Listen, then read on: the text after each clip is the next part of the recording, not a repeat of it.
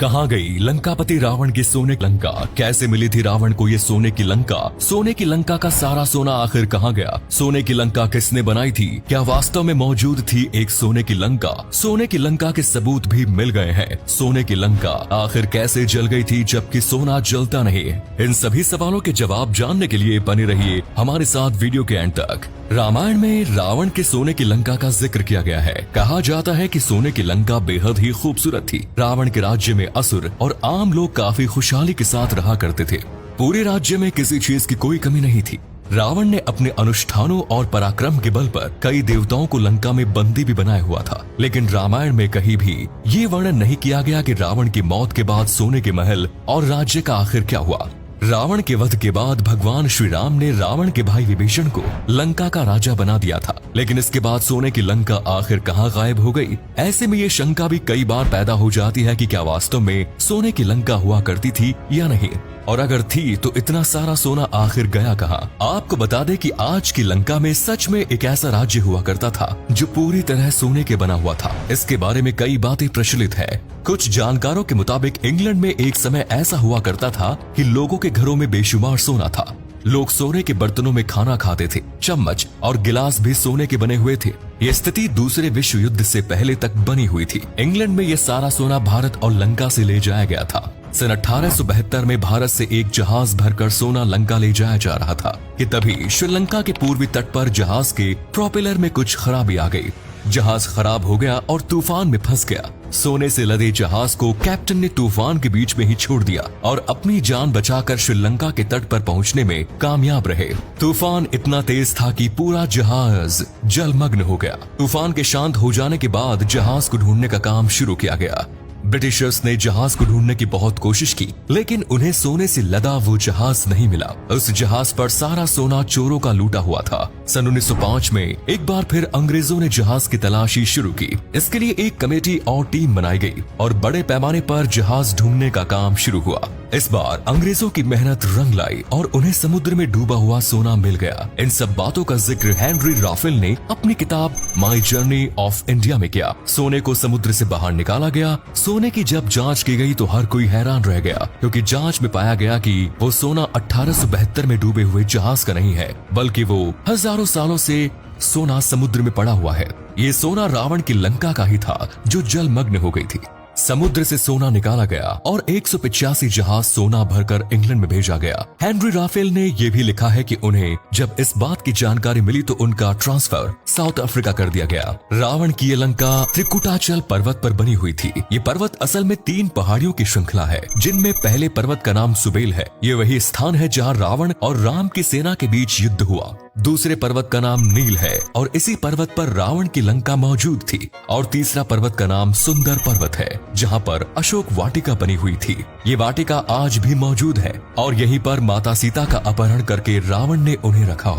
भगवान राम ने हनुमान जी को जिम्मेदारी सौंपी थी कि वो लंका जाए और माता सीता का पता लगाए। इस अभियान को तुलसीदास ने सुंदरकांड नाम दिया। इसी कारण आज भी हनुमान जी की कृपा के लिए सुंदरकांड का पाठ किया जाता है। लंका में रावण के कई हवाई अड्डे भी बने हुए थे। रावण के पास एक पुष्पक विमान भी था, जिसके जरिए ही वो यात्रा किया करता था। रावण ने देवताओं को बंदी बनाकर उनसे कई आविष्कार कराए। उनमें कई ऐसे आविष्कार थे जो आज की साइंस से भी कई गुना अत्याधुनिक थे। यानी रावण की लंका अपने समय से काफी आगे थी। लंका का निर्माण विश्वकर्मा ने किया और रावण को यह लंका कैसे मिली, इस बारे में कई कहानियां प्रचलित हैं।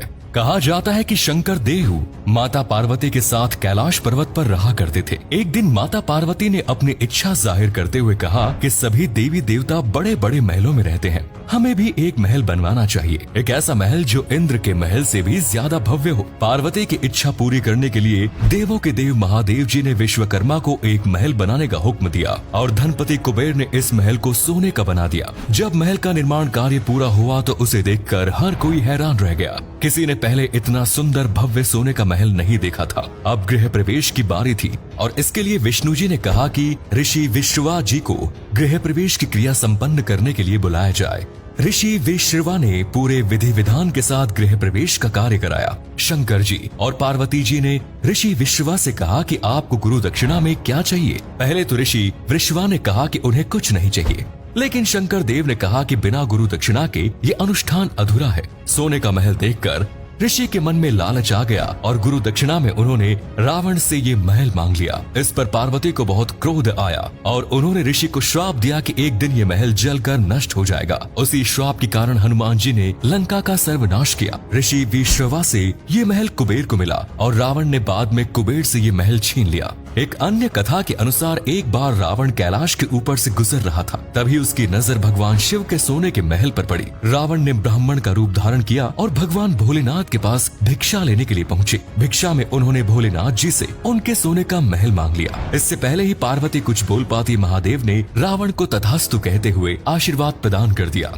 इसके अलावा भी सोने के महल और सोने की लंका के बारे में कई बातें प्रचलित है। ये भी कहा जाता है कि रावण को कहीं से पारस पत्थर प्राप्त हो गया था। पारस पत्थर किसी भी धातु को सोने में तब्दील कर सकता है। राजस्थान के अलवर जिले से रावण को पारस पत्थर की प्राप्ति हुई। वहीं एक अन्य कथा की माने तो लंका में एक जैन मंदिर था, जहां रावण ने चिंतामणि पार्श्वनाथ भगवान की आराधना की थी। रावण की आराधना से इंद्रदेव प्रसन्न हुए और उन्होंने रावण को पारस पत्थर दिया। इस पारस पत्थर से ही रावण ने अपने महल और राज्य को सोने का बना दिया। रामायण में जिक्र मिलता है कि हनुमान जी ने रावण की सोने की लंका में आग लगा दी थी। पूरा राज्य धू धू कर जलने लगा, लेकिन सोने में तो इस तरह आग लगती ही नहीं है। बहुत अधिक तापमान पर गर्म करने पर सोने को पिघलाया जा सकता है, लेकिन लकड़ी की तरह सोने का जलना मुमकिन नहीं। ऐसे में कुछ आधुनिक इतिहासकारों का मानना है कि लंका सोने की नहीं थी। रावण के राज्य को सोने की लंका इसलिए कहा जाता था क्योंकि वहाँ बहुत अधिक समृद्धि थी। यहाँ पर सोने का शाब्दिक अर्थ नहीं निकालना चाहिए। सोने को यहाँ समृद्धि का प्रतीक माना गया है। अक्सर कविताओं में या लेख में किसी चीज का वर्णन करने के लिए कुछ उपमाएं दी जाती है, जैसे रावण का 10 सिर का होना या 20 भुजाओं का होना। असल में तो रावण बहुत अधिक बुद्धिमान था, जिस कारण कहा जाता है कि उसके 10 सिर हुआ करते थे। बहुत अधिक बलवान होने के कारण ये वर्णन किया गया है कि रावण की 20 भुजाएं थी। ये ठीक इसी तरह है जैसे भीम के लिए कहा जाता है कि उनमें 1000 हाथियों का जितना बल था। इसी प्रकार लंका आम राज्यों की तरह ही थी और हनुमान जी के जलाने पर वो जल गए। दोस्तों, हमने आपको लंका के सोने के सबूत और प्रमाण भी बता दिए और साथ ही अन्य पहलुओं की दृष्टि से भी आपको पूरा वाकया समझा दिया है। अब ये आपके ऊपर है कि आप किस पर विश्वास करते हैं। आपको क्या लगता है, क्या वास्तव में सोने की लंका थी? इस बारे में अपनी राय कमेंट्स में जरूर दीजिए। आज के लिए इतना ही दोस्तों। वीडियो अच्छी लगी तो इसे अधिक से अधिक लाइक कीजिए और शेयर अवश्य करें। धन्यवाद।